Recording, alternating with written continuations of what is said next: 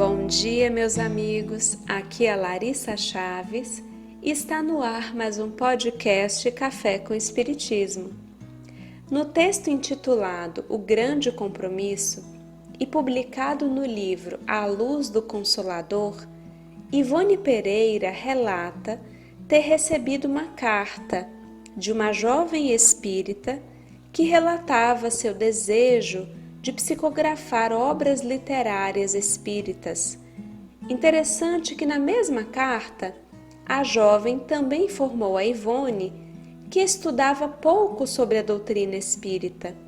Não gostava das obras clássicas, preferindo os romances mediúnicos, e trabalhava tanto no campo mediúnico quanto também na evangelização de crianças. Antes mesmo de compartilhar as reflexões ofertadas por Ivone, gostaria de tecer comentários sobre alguns ingredientes dessa carta. Primeiro, gostaria de lembrar que a mediunidade é uma faculdade do espírito que se expressa através do organismo do médium, ou seja, existe um aparato físico, orgânico, necessário ao desenvolvimento mediúnico. Ainda que a mediunidade dita positiva ou ostensiva venha a se apresentar apenas na vida adulta, a faculdade já estava potencialmente presente. Em segundo lugar, cada médium poderá apresentar uma expressão diferente dessa faculdade, conforme as tarefas que tem a desempenhar. Alguns médiuns apresentam-na com múltiplas possibilidades e exploram mais um determinado campo por orientação dos seus benfeitores espirituais. Chico Xavier, quando já apresentava a mediunidade escrevente, dentre outras tantas, desejava ainda ser médium de romances, como Zilda Gama. Entretanto, Emmanuel, seu orientador espiritual, o advertiu que naquele momento sua vida estava muito atribulada e precisaria de maior tranquilidade para um trabalho dessa natureza, o que viria a acontecer anos mais tarde, com muito sucesso inclusive. Em terceiro lugar, o médium, como instrumento que é, pode ser utilizado pela espiritualidade, ainda que desconheça teoricamente os processos envolvidos no labor mediúnico, conforme aconteceu e acontece com médiuns em todo o mundo. A mediunidade apresenta-se entre os homens independentemente dos conhecimentos que este tenha sobre a espiritualidade. Todavia, tendo acesso às orientações que favorecem a afinação do citado instrumento, certamente as melodias entoadas serão ainda mais belas.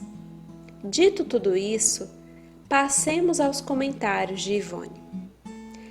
São estranháveis tais atitudes à frente de um compromisso doutrinário de tal natureza.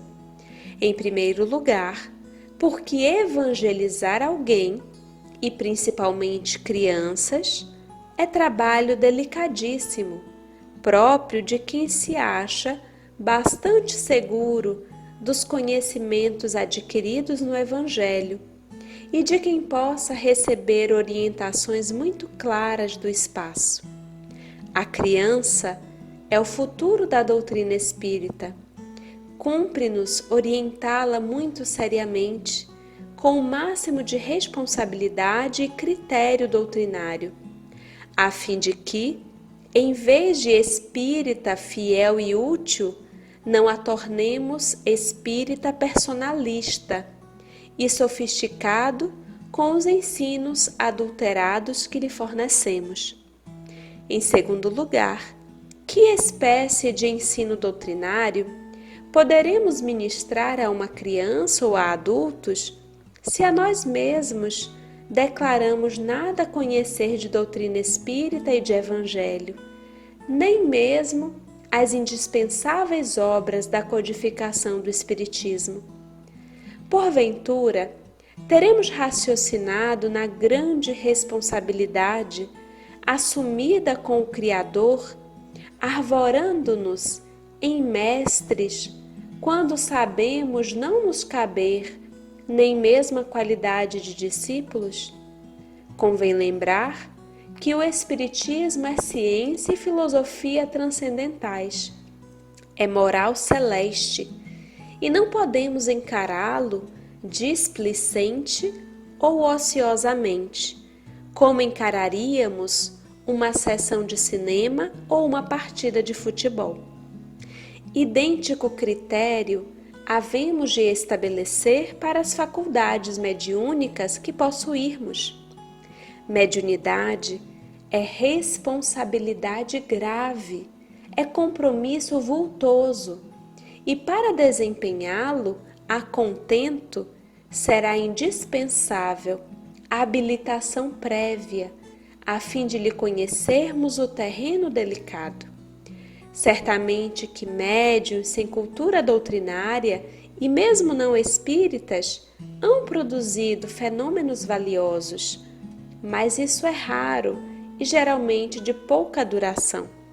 E é bom lembrar que a codificação do Espiritismo elevou a mediunidade a um grau superior de interpretação transcendente, mesmo celeste, apontando o melhor caminho a seguir para que a sua prática se torne em missão definida, fazendo do médium uma alma renovada para si mesmo, para o próximo e para Deus.